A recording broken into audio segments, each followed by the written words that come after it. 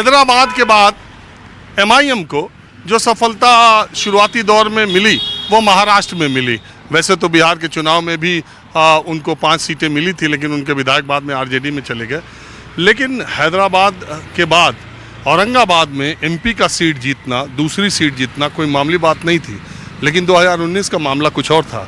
2024 तक आते आते माइनॉरिटी के दिमाग में और औरंगाबाद की 30-32% जो जनता है वो क्या सोच रही, इस बार का चुनाव इस मामले में भी महत्वपूर्ण है कि उद्धव ठाकरे ने शिवसेना, जो पहले वाली शिवसेना या NDA के साथ तक वाली शिवसेना 2019 में जो थी, अब वो 2024 में नहीं है।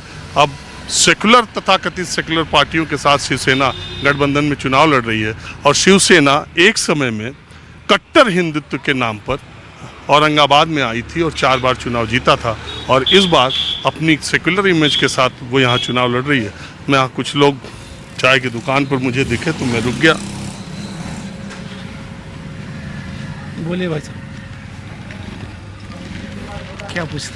अरे सुबह का अखबार शाम को पढ़ रहे हो चचा, यही पूछ रहे हैं। बस क्या है, हालात ऐसे है कि सुबह का शाम कुछ पढ़ना पड़ रहा। हालात तो तुरंत पढ़ने के, आप इतनी देर से पढ़ोगे तो समाचार में पीछे रह जाओगे। कैसा है, जैसी उम्र है इंसान की ढल जाती तो वैसा हिसाब से चलना पड़ता। अच्छा, आपका नाम क्या है? रहीम खान। रहीम साहब, ये बताइए कि औरंगाबाद सीट का क्या हो रहा है हिसाब किताब? देखो, औरंगाबाद के सीट का हिसाब किताब तो ये है साहब कि यहाँ 3 लोग ऐसे खड़े रह गए, इसके वजह से MIM को फ़ायदा हो जाएगा, क्योंकि वोट जो है ऐसा बढ़ जाएगा। हिंदू वोट 3 लोगों में, मुस्लिम का गट्ठा वोट MIM को चल जाएगा। पिछली बारी भी ऐसे हुआ था, ये 3-4 लोग आपस में लड़े, MIM को फ़ायदा हुआ। अब के भी MIM को फ़ायदा होने के चांसेस है। हमें तो कुछ लोग कह रहे थे कि MIM को अब हम BJP का B टीम मानते हैं और उद्धव साहब का मुसलमानों में ठीक बन रहा है कुछ %, तो मुसलमानों के वोटों का बंटवारा होगा। और संदीपन भुमरे जो कि NCP वो शिवसेना शिंदे गुट के है और मोदी जी का नाम है, तो शायद वो नहीं, कैसा है, भुमरे साहब का जो मतदार संघ है वो जालने के अंदर है पैठन, और इधर साइड जो है कन्नड़ और इधर इनका कुछ दबदबा नहीं है, इसलिए उनके बहुत कम चांसेस है। मेन लड़त बोले तो खैरे साहब और इम्तियाज़ जलील में होंगी, और कन्नड़ का जो भाग है वो हर्षवर्धन यादव साहब वो पूरा खींच डालेंगे, इसलिए दोनों में टक्कर है। चंद्रकांत खैरे और इम्तियाज़ जलील, इन दोनों में से कोई आ सकता। अच्छा, ये OWैसी साहब के बारे में, उनकी पार्टी के बारे में आपके ख्यालात क्या हैं? अब देखो साहब, ये तो राजकारण है, लोग अपनी दुकान चलाने के वास्ते कुछ भी बोलते, मगर 2 खासदार दिल्ली में क्या करेंगे? 2 ही खासदार थे उनके पिछले बारी भी दिल्ली में, फिर भी मगर थोड़ा बहुत तो अपनी कौम के लिए जो कहना कहते बेचारे। आप नहीं मानते जो ये लोग बात कहते हैं BJP की B टीम वाली, वो आप मानते कि नहीं मानते? अब वो देखो साहब, ये तो लोगों के बोलने का अपना अपना इरादा है। अरे आप क्या मानते हैं? नहीं, मैं नहीं मानता साहब, क्योंकि वो आदमी एकदम जो पंत प्रधान के खिलाफ बोलता तो B टीम नहीं हो सकता। और प्रधानमंत्री के बारे में आपका क्या ख्याल? वो तो बहुत होशियार आदमी है, होशियार आदमी, हम तो मानेंगे उनको, क्योंकि जब गुजरात के मुख्यमंत्री थे जब से हम उनको देखते, बला का होशियार आदमी है, बहुत दिमाग है, वो जहाँ जाएंगे वो जैसा पहलू है उसके ऊपर वो टॉपिक करते। तो अभी मुसलमानों के बारे में जो बोला था, नहीं, वो तो है भाई, लेकिन हालात कैसा है, लोग अब भाजपा का हिंदू आदमी है, उसको कोई भी बोलो वो कमल को मारता, मुसलमान का आदमी कुछ भी बोलो लेकिन मारेंगे वो पतंग को। पतंग मतलब MIM। मुसलमान BJP में जा सकता है कि नहीं? नहीं, अभी तो हालत नहीं है साहब, क्योंकि बड़े बड़े काम जो है 370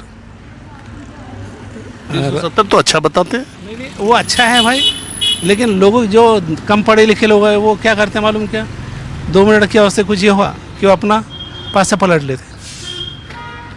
तो 370 तो बहुत कश्मीरी मुस्लिम भी मुझे मिलते हैं, बोलते ठीक ना, उनको ये पता था कि 370 से क्या फ़ायदा है और ना उन्हें पता है कि 370 से क्या खात्मा है, बल्कि वो कहते हैं कि अमन है थोड़ा। नहीं, अमन का सवाल नहीं आता, लेकिन उनको जो पहले संविधान बनाए थे उसके अंदर क्या था, 370 में वहाँ पर कोई जा नहीं सकता, वहाँ कुछ खरीद नहीं सकता कोई, तो उनके दिलों में वही बैठा हुआ है ना कि कौन खरीद लिया? अभी कोई गया कश्मीर में? कितने लोग खरीदने गए? अरे गए तो नहीं साहब, लेकिन आज नहीं तो ये बड़े बड़े अंबानी ये हो जाके वहाँ जाके अपने लाओ जैसे वो माल खोल, जिसको खरीदना रहता 5 साल में नहीं खरीदता। नहीं, लेकिन लोगों के दिलों में तो वही बैठ जाता ना साहब। अच्छा, एक बात तो 3 तलाक तो अच्छा काम किया। हाँ, वो सही कहा, 3 तलाक का जो काम हुआ बहुत अच्छा हुआ। उसको तो हर मुस्लिम बोलेगा बहुत अच्छा हुआ काम सर।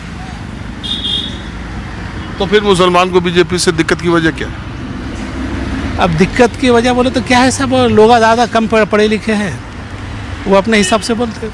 कि चुनाव के वक्त जो बयानात उधर से आ जाते हैं, बस उसके ऊपर लोग अपना जो है दिल बदल लेते हैं।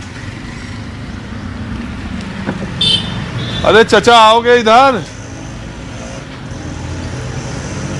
हम आए यार, आज 2 आदमी थे तो हमने सोचा 2 से गुफ्तगू करेंगे, आप उधर चल लिए। आइए आइए। क्या मिजाज है आपके? क्या मिजाज है आपके? ये मिजाज कैसे हैं? ये मिजाज अच्छी है मेरे। ये हवा ने मारी थी जब तक मेरे को ये इसके ऊपर कुछ ये नहीं कि दिमाग काम नहीं कर रहा। अच्छा चलिए, क्या करें तब, दूसरी तरफ चलते हैं।